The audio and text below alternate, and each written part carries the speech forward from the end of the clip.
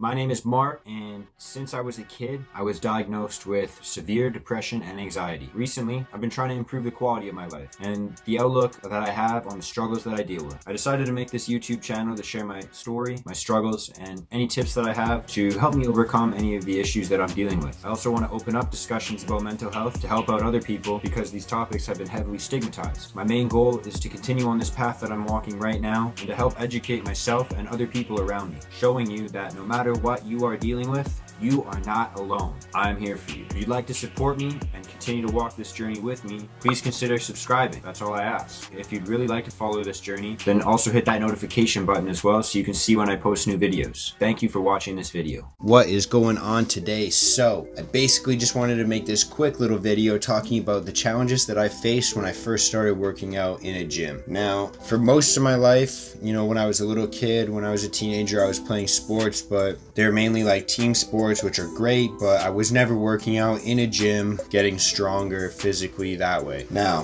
when I first started going to the gym, my number one struggle was, thinking people were judging me because I was first starting out and I wasn't going to be good at anything I was doing, and I didn't really have a lot of confidence in my body image at all. It was something I struggled with. I had a lot of anxiety about my body image and I just wasn't really comfortable in my own skin. That being said, when I first started working out, I never really had a lot of really good body awareness, or I guess you could say proprioceptive awareness, and I was kind of like Bambi in the first the beginning of the movie when Bambi can't really walk and he doesn't really know their body yet, that was basically me. And I remember the very first time I ever sat on a bench press. My buddies were doing it so well and they looked awesome in my eyes, but when I first started and I first pulled the barbell off the rack, my hands were shaking and I couldn't even do one just with the bar by itself because my shoulders were just so out of whack and I had no idea how to move my body properly. So naturally I got laughed at, and then I wanted to become better at it. I didn't want that to be something that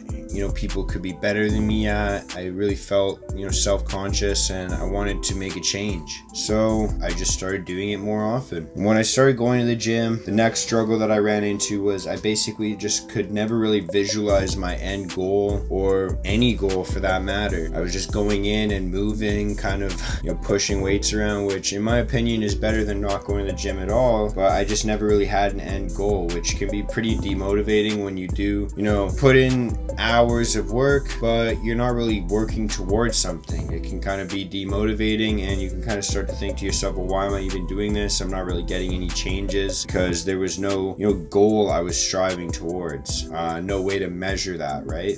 So there was no way to actually see any changes because there was nothing that I was really keeping track of or measuring at all. Once I kind of met a couple of my friends like Aiden and Cartel and some of the other guys that I've met in the gym, I had a more clear, distinct path of where I wanted to go, and it was bodybuilding. I wanted to be as huge as possible and start to learn the poses and start to live and breathe that culture. I got obsessed with it, and it was kind of an unhealthy obsession, which is the next struggle that I kind of found myself in. And this is kind of something that I still struggle with today in my personality. I'm very obsessive over things. Once I find that I like them or that they make me happy, I like to stick with them. And so it got to the point where I wasn't eating certain foods, I wasn't hanging out with certain people, and I would only go to the gym and just think about what purpose did the food serve that I was eating. I wasn't really eating for pleasure anymore, and it started to degrade my mental health. It was something that first started off as a very positive thing in my life, and it became an unhealthy obsession. It became the constant need to better myself, and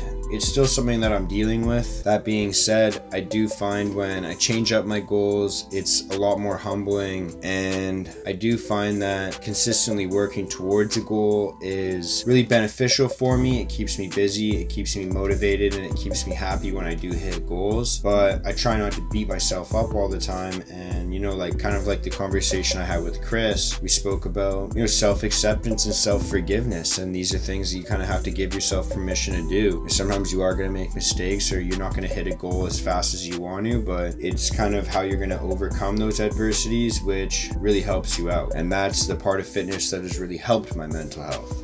There's tons of other little struggles like, ego lifting and, poor nutrition in the beginning and not stretching very well. But these were the main ones that really kind of shaped you know, how it affected my mental health, and that's what I wanted to share with you guys today. So hopefully you guys enjoyed that. If you guys have any challenges that you faced during, you know, picking up a fitness routine or staying with a fitness routine, any experiences that you want to share, please share them in the comment section below. It'll really help us out, and we can all overcome these things together. Thank you so much for watching. Thanks for watching. Let's get it. Peace out. Peace out. Peace out.